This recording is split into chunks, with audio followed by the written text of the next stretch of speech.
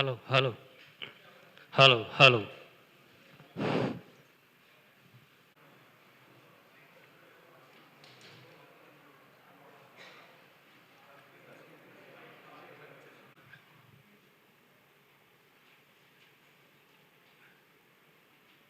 ఒక 1 మంత్ నుంచి యాక్చువల్లీ ఈ తెలంగాణ క్రికెట్ అసోసియేషన్ గురువారెడ్డి వాళ్ళందరూ కూడా తప్పుడు ప్రచారాలు ప్రెస్లో చేస్తూ విశాఖ ఇండస్ట్రీస్ ఎవరైతే రాజీవ్ గాంధీ క్రికెట్ స్టేడియంని స్పాన్సర్ చేసినారో 2004లో వారిపైన అన్ని తప్పుడు ప్రచారాలు ప్రెస్లో కూడా అప్పుడు నమస్తే తెలంగాణ ఇతర వాళ్ళు కూడా హెచ్సిఏలో లూటీ అని చెప్పి ఒక స్టోరీ వేసినారు. మేము వారికి నోటీస్ ఇచ్చాం, డిఫమేషన్ నోటీస్ కూడా ఇవ్వడం జరిగింది. ఎందుకంటే ఫ్యాక్ట్స్ ఏమున్నాయంటే అప్పుడు ఆ రోజులలో క్రికెట్ అసోసియేషన్లో పైసలు లేవు, స్టేడియం కట్టాలి. అప్పుడు రాజశేఖర రెడ్డి గారు ఉన్నప్పుడు మా అన్న వినోద్ గారు వారు మాట్లాడి ఆ రోజులలో ల్యాండ్ కూడా హైదరాబాద్ క్రికెట్ అసోసియేషన్కి ఇప్పించడం జరిగింది. తర్వాత వారు చాలా శివలాల్ యాదవ్ గారు సెక్రటరీ ఆఫ్ ద అసోసియేషన్ ఉండే చాలా చోట్ల తిరిగారు, ఇంక్లూడింగ్ మీటింగ్ సోనియా గాంధీ గారు ఆ రోజులలో 2004లో యూపీఏ ప్రభుత్వం ఉండింది. ఎవరన్నా స్పాన్సర్ వస్తే బాగుంటుందని చెప్పి ఆ రోజులలో ఇండియన్ ఆయిల్ కార్పొరేషన్ నుంచి నిధులు తేవటానికి ట్రై చేయడం జరిగింది. కానీ ఎక్కడ సక్సెస్ఫుల్ కాలేదు. అప్పుడు శివలాల్ యాదవ్ గారు మా నాన్నగారు కాకా వెంకటస్వామి గారి దగ్గరికి వెళ్ళి ఈ సిటీలో ఒక మంచి స్టేడియం ఉంటే బాగుంటుంది, మీరు మీ కొడుకుకి చెప్పి విశాఖ ఇండస్ట్రీస్ని స్పాన్సర్ చేయమని చెప్పి కాకా వెంకటస్వామి గారిని వారు రిక్వెస్ట్ చేయడం జరిగింది.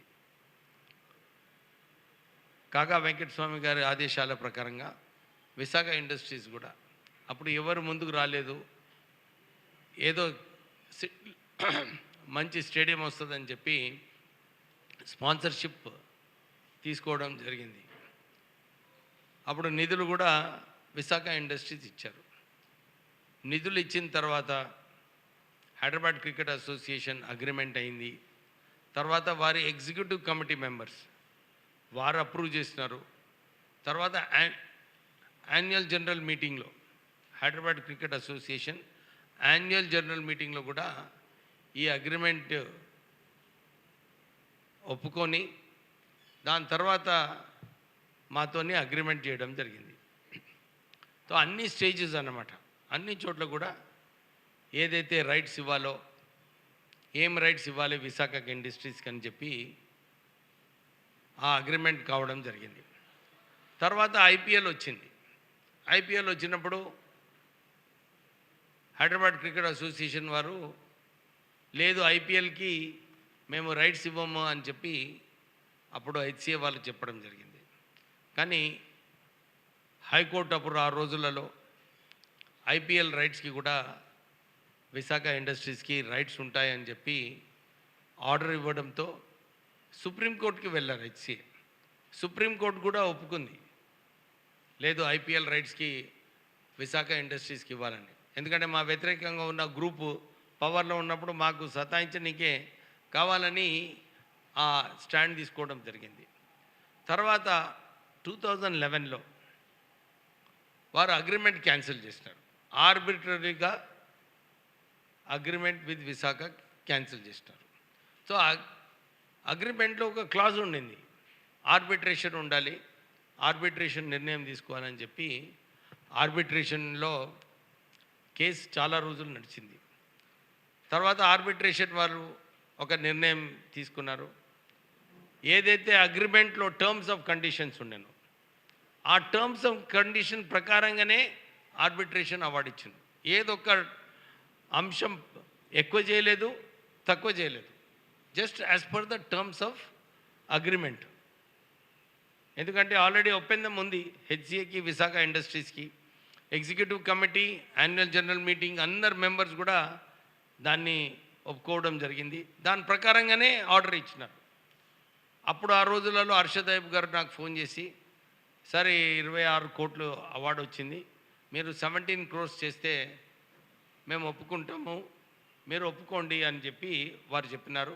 మాకు కూడా ఒక స్పాన్సరర్ వచ్చినాడు, 100 కోట్ల రూపాయలు ఇస్తున్నాడు, మీకు 17 కోట్లు ఇచ్చేస్తాం, మాకు కూడా కొన్ని నిధులు వస్తాయని చెప్పి వారు మాకు ఫోన్ చేయడం జరిగింది.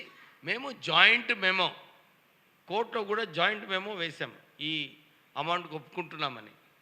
కానీ హెచ్సిఏ వాళ్ళు ఏదైతే ఒప్పందం చేసుకున్నామో దాన్ని వారు పూర్తిగా చేయలేదు. సో కేసు మళ్ళీ వారు ఆర్బిట్రేషన్ అవార్డ్ వ్యతిరేకంగా కోర్టులో వేశారు, కమర్షియల్ కోర్టులో. కమర్షియల్ కోర్టు కూడా ఆర్బిట్రేషన్ అవార్డు ఏదైతే ఇచ్చినారో దాన్ని ఫేవర్లో ఆర్డర్ పాస్ చేశారు. తర్వాత మళ్ళీ హెచ్సిఏ హైకోర్టుకు వెళ్ళింది. హైకోర్టుకు వెళ్ళి కూడా దీని వ్యతిరేకంగా తీర్పు ఇవ్వాలని చెప్పి పెటిషన్ వేయడం జరిగింది. హైకోర్టు కూడా హెచ్సిఏ వ్యతిరేకంగా Visakha industries in favour high court order ఇచ్చింది. తర్వాత వాళ్ళు సుప్రీంకోర్టుకు వెళ్ళినారు దీని వ్యతిరేకంగా. సుప్రీంకోర్టు కూడా మీరు అగ్రిమెంట్ చేసుకున్నారు, మీరు అగ్రిమెంట్ ప్రకారంగా మీరు తీసేయాలన్నప్పుడు మీరు వారికి రైట్స్ ఇవ్వాలి. 15 సంవత్సరాలు మీరు రైట్స్ ఇవ్వలేదు, ఎందుకంటే క్యాన్సిల్ చేసినారు కదా 2011లో. సో పోయిన సంవత్సరము మీరు వారికి రైట్స్ ఇవ్వలేదు, మీరు ఈ జడ్జ్మెంట్ని మీరు ఇంప్లిమెంట్ చేయాలని చెప్పి సుప్రీంకోర్టు కూడా మా ఫేవర్లో ఆర్డర్ ఇవ్వడం జరిగింది. దాని ప్రకారంగానే సిటీ సివిల్ కోర్టులో ఈ డిగ్రీ ఏదైతే అయిందో విశాఖ ఇండస్ట్రీస్ ఫేవర్లో దాంట్లో కేసు వేయడం జరిగింది. ఇంకా కేసు నడుస్తుంది. నిధులు అన్ని పేపర్లలో, ప్రెస్ మీడియాలో, సోషల్ మీడియాలో అన్ని చోట్ల నిధులు ఇచ్చేస్తున్నారు విశాఖకు అని చెప్పి దుష్ప్రచారం చేస్తున్నారు. కానీ ఇప్పటివరకు రాలేదు. దాంట్లో కూడా ప్రిన్సిపల్స్ ఆఫ్ న్యాచురల్ జస్టిస్ అని చెప్పి ఇంకా కేసు నడుస్తుంది దాని ప్రత్యేకంగా. కానీ ఈరోజు ఏదైతే గురువారెడ్డి పోయి లోకాయుక్తలో అంత ఇల్లీగల్ యాక్టివిటీస్ అయినాయని చెప్పి వారు ఏదైతే స్టేట్మెంట్ ఇచ్చినారో దాన్ని మేము సివియర్గా ఖండిస్తున్నాం. ఎందుకంటే అది సుప్రీంకోర్టు ఆర్డర్, దాంట్లో ఎవరేం చేసేది లేదు. హెచ్సిఏ ఇంకా కొట్లాడుతుంది, ఇంకా హెచ్సిఏ నిధులే రాలేదు, కోర్టులోనే ఉన్నాయి ఆ పైసలు. సో ఏదైతే ఈ గురువారెడ్డికి ఇంకా కొందరికి ఒక ఫ్యాషన్ అయిపోయింది, కేవలం పోయి ప్రెస్లో పోయి తిట్టడం ఒక ఫ్యాషన్ అయిపోయింది. ఆల్రెడీ సిబిసిఐడి వాళ్ళు ఎంక్వైరీ చేస్తున్నారు, ఏది కరెక్టు ఏది రాంగో అన్నీ చూసుకోవచ్చు రికార్డ్స్ ప్రకారంగా. సుప్రీంకోర్టు డిసిజన్ ఉంది. నిజంగానే సుప్రీంకోర్టు డిసిజన్ రాంగ్ అంటే ఎక్కడ పోతారో వాళ్ళు ఆలోచించుకోవాలి. కానీ కావాలని ప్రెస్లో పోయి సోషల్ మీడియాలో ఇలాంటి ప్రచారం చేయడము ఇది సరైన పద్ధతి కాదు. వారిపైన డిఫమేషన్ నోటీస్ కూడా పంపించినాము గురువారెడ్డికి. వారి వ్యతిరేకంగా సూట్ కూడా వేస్తాం. ఎందుకంటే దిస్ ఇస్ కంపెనీకి అసలు కష్టకాలంలో ముందుకొచ్చి స్పాన్సర్షిప్ తీసుకుంది. ఇంకా మేము ఎక్కువ అగ్రిమెంట్ ప్రకారంగానే మా రైట్స్ అడుగుతున్నాం. మాకు ఎట్లయితే రైట్స్ ఇచ్చున్నారో ఇతర స్పాన్సర్స్ కూడా ఇచ్చారు. బికాజ్ వీఆర్ ఫస్ట్ స్పాన్సరర్, మా రైట్స్ డిఫరెంట్ ఉంటాయి వేరే కన్నా. అంటే అప్పుడు ఎవరు లేరు కదా. ఈ కన్స్ట్రక్షన్ ఆఫ్ ద స్టేడియం అయిన తర్వాత ఇతర స్పాన్సర్స్ వచ్చారు. So their conditions are different. So మాకు ఏదైతే అడ్వర్టైజ్మెంట్ రైట్స్ ఎవరు కూడా అందరూ విశాఖ ఇండస్ట్రీస్కి అవార్డు వచ్చిందని చెప్పి ప్రెస్లో రాస్తున్నారు. కానీ మాకు 15 సంవత్సరాలు ఏదైతే మా అడ్వర్టైజ్మెంట్ రైట్స్ పోయినాయో, మా రైట్స్ ఏదైతే కూలిపోయినాయో దాని గురించి ఎవరు మాట్లాడటం లేదు. మాకు ఇవ్వాలి కదా మా రైట్స్. ఇట్స్ అగ్రిమెంట్, ఫ్రీగానైతే లేదు కదా. It's a sponsorship. స్పాన్సర్షిప్ మీనింగే అది. మీరు ఇన్ని నిధులు ఇస్తే మేము మీకు ఈ రైట్స్ ఇస్తామని చెప్పి, ఆ meaning of sponsorship is that. So వీళ్ళు ఎంత దుష్ప్రచారం చేసినా కానీ మళ్ళీ ఒక నిన్న మంత్రి గారు కంపెనీలో తీసుకుంటున్నారని చెప్పి అదొక హెడ్లైన్స్ న్యూస్ పేపర్స్లో. నేను రిక్వెస్ట్ చేస్తున్నాను ఈ న్యూస్ పేపర్స్ కూడా, ప్లీజ్. ఎందుకంటే మేము ఆల్రెడీ సఫర్ అయినాం దీంట్లో. మా మీద తప్పుడు వార్తలు వారు ప్రెస్లో మాట్లాడినప్పుడు మీరు ప్రశ్నించాలి వాళ్ళని. వారికి యాక్చువల్లీ టీసీఏకి ఏం వస్తున్నాయా? వారి సంస్థ నడిపించుకుంటున్నారు. చాలామంది మంత్రులు, ఫార్మర్ మినిస్టర్స్ అందరూ కూడా టీసీఏకి బ్యాకింగ్ చేస్తున్నారు. నేను ఇదే ప్రశ్నిస్తున్నాను టీసీఏకి మాకేం వస్తా? అదిగాక నేను విశాఖ ఇండస్ట్రీస్ ద్వారా డిస్ట్రిక్ట్ క్రికెట్కి ఇప్పటి వరకు 3-4 టోర్నమెంట్స్ మేము డిస్ట్రిక్ట్ క్రికెట్లో మేము స్పాన్సర్ చేయడం జరిగింది. ఎవరు కూడా చేయలేదు. మొత్తం ఇంటర్ డిస్ట్రిక్ట్ టోర్నమెంట్సే మేము పెట్టినాము. నేను ఇంతకుముందు కూడా అనౌన్స్ చేసిన, ఈ నిధులు ఏదైతే వస్తాయో ఇవి కూడా మేము క్రికెట్ కోసమే ఖర్చు పెడతామని చెప్పి నేను అనౌన్స్ చేసిన 3-4 సార్లు. దాని గురించి ఎవరు మాట్లాడటం లేదు. నేను ఇదే చెప్తున్నాను, ఇప్పుడు కూడా ఏదైతే నిధులు వస్తాయో డెఫినెట్లీ మేము క్రికెట్ కోసము వాడతాము. అండ్ రూరల్ క్రికెట్ ఎస్పెషల్లీ, ఎందుకంటే హైదరాబాద్ క్రికెట్ అసోసియేషన్ వారు ఏమైతే కార్యాచరణ తీసుకున్నారో మేము ఇండిపెండెంట్లీ కూడా రూరల్ క్రికెట్కి ప్రమోట్ చేయడానికి మేము డెఫినెట్లీ స్పాన్సర్ చేస్తాము. అండ్ ఏదైతే హైదరాబాద్ క్రికెట్ అసోసియేషన్ అన్నా, టీసీఏ అన్నా, వారి సంస్థలు ఉన్నాయి, వాళ్ళు they are free to manage their own affairs. Thank you. ఏమైనా క్వశ్చన్స్ ఉంటే అడగండి. అరే ఆయనకు అడగాలి, ఎందుకంటే ఆయననే అనుకుంటున్నాడు ఇప్పటివరకు నేనే రూరల్ క్రికెట్ నేను చేస్తున్నాను. యాక్చువల్లీ ఆయన కనుక్కోవాలి ఎంత కుంభకోణాలు ఉన్నాయో. అది మీరు అడగటం లేదు ప్రెస్ వాళ్ళు. నన్ను ఎందుకు టార్గెట్ చేస్తున్నాడంటే, నేను రూరల్ క్రికెట్ 4 టైమ్స్ ఇప్పటి వరకు నేను స్పాన్సర్ చేసినాను. హైదరాబాద్ క్రికెట్ అసోసియేషన్తో కలిసి కొన్ని టోర్నమెంట్స్ చేయడం జరిగింది రూరల్ ఏరియాస్లో. అందరు కూడా వీరు పిటిషన్ వేసినప్పుడు బీసీసీఐలో మేము స్పాన్సర్ చేసిన రూరల్ క్రికెట్ని గుర్తించి ఆయనకు రాలేదు. అసోసియేట్ మెంబర్షిప్ ఏదైతే ఆయన ప్రయత్నం చేస్తున్నాడో బీసీసీఐలో ఆయనకు రాలేదు. ఎందుకంటే హెచ్సిఏ ద్వారా నేను ప్రెసిడెంట్గా ఉన్నప్పుడు, తర్వాత కూడా మొన్ననే 6 months బ్యాక్ కాకా వెంకటస్వామి టోర్నమెంట్ హెచ్సిఏ ద్వారా ఏదైతే మొత్తం డిస్ట్రిక్ట్స్లో ఇంటర్ డిస్ట్రిక్ట్ టోర్నమెంట్ కండక్ట్ చేసినాము. 2.5 కోట్ల రూపాయలు ఖర్చు పెట్టి మేము ఆ టోర్నమెంట్ కండక్ట్ చేసినాం. సో ఇవన్నీ యాక్టివిటీస్ అయినప్పుడు ఆయన దుకాణం బంద్. పాపం ఆయననేమో ఈ రూరల్ క్రికెట్ అంతా డిస్ట్రిక్ట్ క్రికెట్లో నా సత్తా ఉన్నదని ఆయన చూపించుకుంటున్నాడు, కానీ యాక్చువల్లీ టీసీఏకి ఏం లేదాడ. సో వారు ఈ మా వలన ఆయన దుకాణం బంద్ అవుతుందని చెప్పి వారికి ఆవేదన ఉన్నది. నేను దాన్ని ఏం కమెంట్ చేయదలుచుకోలేదు.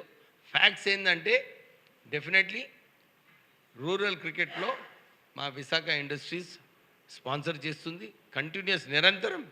2018లో కూడా ఇంటర్ డిస్ట్రిక్ట్ టోర్నమెంట్ పెట్టినాము. తర్వాత మా వెలుగు న్యూస్ పేపర్ వచ్చినప్పుడు అప్పుడు ఒక డిస్ట్రిక్ట్ టోర్నమెంట్ పెట్టినాము. మొన్న మళ్ళీ ఒకసారి కాకా Venkataswamy cricket tournament for districts అని చెప్పి మళ్ళీ ఒక టోర్నమెంట్ హెచ్సిఏ ద్వారా మేము స్పాన్సర్ చేసినాము. So we are continuously for the promotion of cricket. So మేము క్రికెట్ని ప్రోత్సహించడానికి కంటిన్యూస్గా విశాఖ ఇండస్ట్రీస్ చేస్తుంది.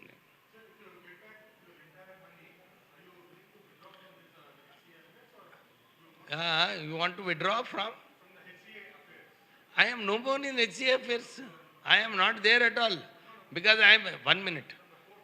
The funny part is, we have sponsored. I sponsored the stadium. I paid the money. I was disqualified for conflict of interest. I have lost my money. Now when the money is coming, again people are cribbing on me. So I am no more connected with HCA. I am not a member right now because my term next month I'll get my membership back, Visakha Industries.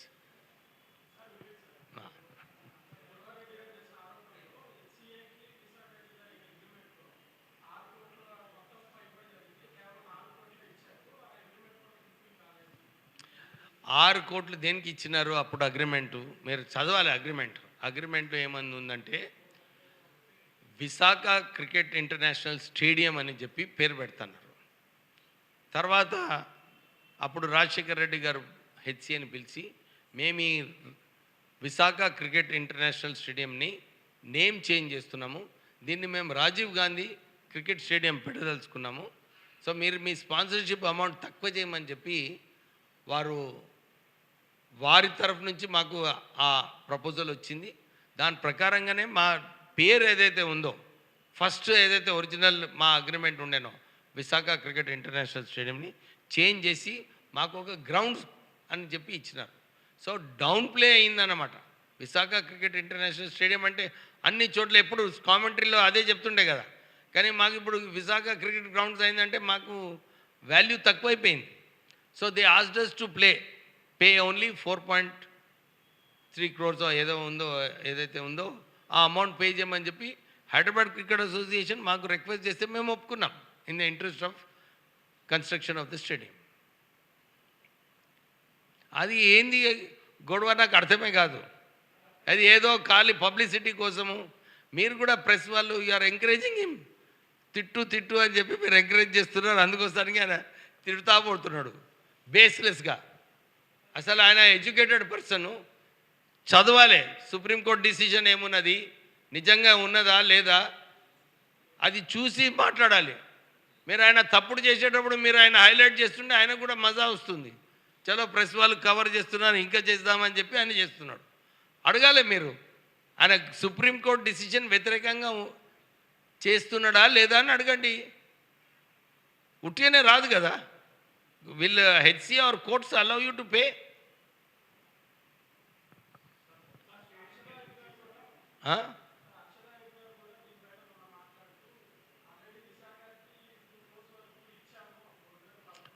ఇగో బాబు, ఆయన 2 crores అంటాడు, ఆయన ఏదని అంటాడు. కోర్టులు కన్నా ఎక్కువనా హర్షదాయకు తెలిసేది? ఇవన్నీ డిస్కషన్స్ కోర్టులో అయినాయి కదా. కోర్టులో అయిన తర్వాత కోర్టు తీర్మానం ఇచ్చిందయా, నేను ఇవ్వలేదు తీర్మానము. అది ఆయన ఆర్గ్యుమెంట్ ఏదైతే ఉన్నదో నిజంగా ఆయన ఆర్గ్యుమెంట్ కరెక్ట్గా లీగల్గా కరెక్ట్గా ఉంటే కోర్టులో చెప్పనుండే, court would have given him a favourable reply. అది యాక్చువల్లీ మనము ఏదైతే కోర్టులో డిస్కస్ అయ్యి ఆర్గ్యుమెంట్స్ అయ్యి హైదరాబాద్ క్రికెట్ అసోసియేషన్ కావాలని కేసుని ఇన్ని రోజులు ప్రొలాంగ్ చేసింది. నష్టం ఎవరికి అయింది? హైదరాబాద్ క్రికెట్ అసోసియేషన్కి అయింది. ఇంట్రెస్ట్ పెరుగుతుంది. They should not do, no, they should settle it. మాకు రైట్స్ క్యాన్సిల్ చేయకుంటే అది కూడా సేవ్ అయిపోతుండే హైదరాబాద్ క్రికెట్ అసోసియేషన్. మా రైట్స్ ఇవ్వాలి కదా. When the supreme court has agreed that these rights are there, నువ్వు సెటిల్ చేసుకుంటే మీకు ఇంట్రెస్ట్ తక్కువ అవుతుంది. ఇప్పుడు కూడా ప్రొలాంగ్ చేస్తే హైదరాబాద్ క్రికెట్ అసోసియేషన్కే నష్టం.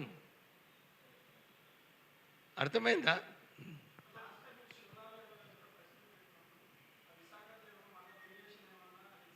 నేను ఆల్రెడీ చెప్తున్నా కదా బాబు, ఇక నేను ఎక్కువ డీటెయిల్స్లో పోదలుచుకోలేదు. I will, instead of anybody controlling, I will control. నేను తెలంగాణలో క్రికెట్ ప్రోత్సహించడానికే నేను చేస్తా. అర్థమైందా? So I have already done. నేను చేస్తున్నా కదా. Already Kaka Venkataswamy tournament 3 times conduct చేసిన, ఎవ్రీ ఇయర్ కండక్ట్ చేస్తాను. నాకేముంది? I have no problem. ఇప్పుడు ఎందుకే, ఇప్పుడే రాహుల్ అడిగినాడు. అంత అక్కడ అసోసియేషన్లో మీకు తెలిసి ఎట్లా ఉందో situation. I don't want to be associated with those kind of. ఇప్పుడు నేను ఇంత సాక్రిఫైస్ చేసి ముందుకు వచ్చినప్పుడు నా మీదనే అన్నెసరీ అలిగేషన్స్ పెడుతున్నారు. ఇప్పుడు మళ్ళీ అలిగేషన్స్ ఎందుకు పోవాలి? నా పని నేను చేసుకొని I will definitely help cricket and I will promote cricket in the rural areas.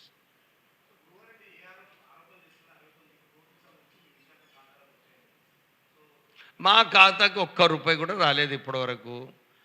మా కోర్టులోనే నడుస్తున్నాయి ఆర్గ్యుమెంట్స్. అది ఆరోపణ ఎక్కడున్నదే? ఏమైనా సెన్స్ ఉన్నదా ఆరోపణల? పైసలే రాలేదు, ఆరోపణ ఎట్లా ఏం చేస్తున్నారు?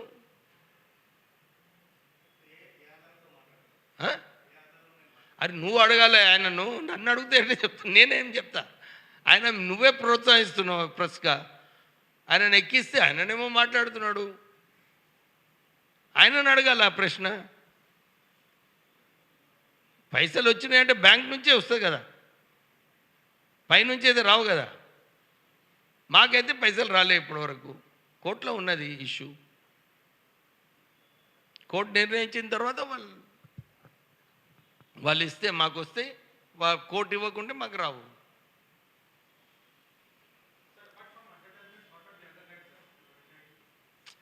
Advertisement rights, some boxes, some tickets, everybody will get. These are the sponsorship. All over these rights are given. Chalo, okay? Last question if anybody wants to ask. Thank you.